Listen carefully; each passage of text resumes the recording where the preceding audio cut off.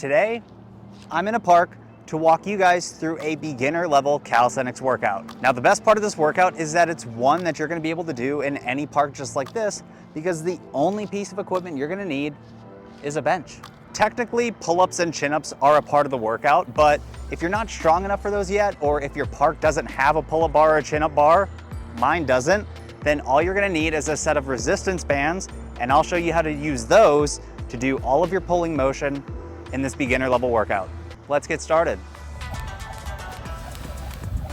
To do a push-up, start in a plank position with your feet roughly shoulder width apart. From the top position, lower down to the ground until your elbows are bent at roughly a 90-degree angle. From here, push into the ground until you're back in the starting plank position. One common mistake with the push-up is having your elbows really wide and flared out, basically pointing away from you. Not only is this bad push-up form, but it's also the reason why a lot of people can't do push-ups. You're pushing more with your elbows rather than your chest, which is the muscle group we want to target. To fix this, make sure that your fingers are pointing forward and then keep your elbows closer to your body, near your rib cage, as you lower down rather than pointing out towards the sides. If a bodyweight push-up is too difficult for you, then I would recommend doing an incline push-up on a bench like this. The same cues with the bodyweight push-up apply to the incline push-up. Make sure your body is tight and rigid, lower down until you're at roughly a 90-degree angle, and push back up, ensuring that your elbows aren't flared.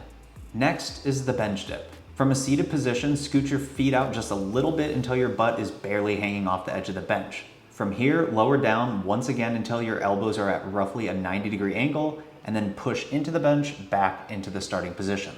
When you're doing this correctly, your torso should be moving vertically in an up and down path. What you don't want to do is have your legs so far extended that your body's far away from the bench, because this is bad for your shoulders, it's very stressful, and you're gonna injure yourself. One of the big shortcomings of only doing 100% body weight exercises is that pulling movements are really hard, but this is where bands come in. By taking a resistance band and wrapping it around our feet, we can use the band and its resistance to work on our horizontal pulling motion, doing a seated row as I'm doing here. As you're pulling, imagine driving your elbows backwards to ensure that you're hitting your back. And if you find that the resistance band isn't giving you enough resistance, you can either use a thicker band or wrap it around a bench like I've done here, and then you can scoot yourself back as far as needed to increase the difficulty of this seated banded row. In this clip, I've wrapped the band around the bench. I get into a lying position, which allows me to do a banded lateral pull down using the resistance bands, which is great for vertical pulling if you don't have a pull-up bar or chin-up bar or dip bars around to do some sort of vertical pulling. And finally, we have the bodyweight squat. Start with your feet roughly shoulder width apart with your toes pointed just slightly outwards. Start by bending your knees and shooting your hips back just slightly until your thighs are roughly parallel with the ground.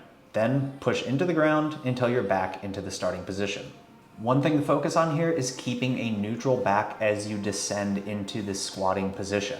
And what I mean by a neutral back is that as I'm sinking into the squat, my back isn't arching forwards or arching backwards. It's just very neutral, very straight throughout the entire movement, lowering down into the squat.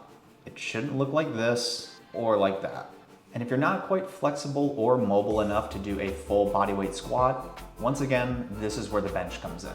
Using all the cues mentioned earlier for the bodyweight squat, you're gonna do the exact same thing, but once your butt hits the bench, you're gonna stop there and squat back up to the starting position.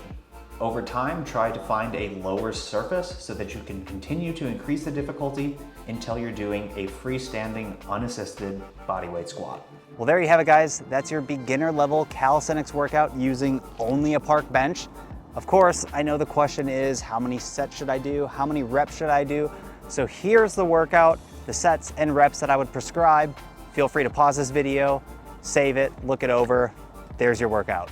Now, if you're at all confused about this graphic and the fact that the reps aren't a set number, but they're instead a range of numbers, then I would highly recommend checking out my latest video, How I Train, where I go over rep ranges, how you can use them in your training, and how it will make you stronger and more motivated to work out long term. And if you like this workout and you want other workouts like this, I have plenty of other free workouts available with my free book, Bodyweight Basics. I break down all of the fundamental calisthenics exercises, and then I provide you with video workouts similar to this one that use bars only, rings only, kettlebells only. There's a workout for you amongst the 18 that are currently out there right now, and there are plenty more coming soon. Well, I hope you guys enjoyed this video. If you did, please consider liking the video, and as always, consider subscribing to the channel for more great content like this. If you guys have any questions, feel free to leave a comment below. I read and respond to every comment. As always, thank you guys for watching, and I'll see you in the next video.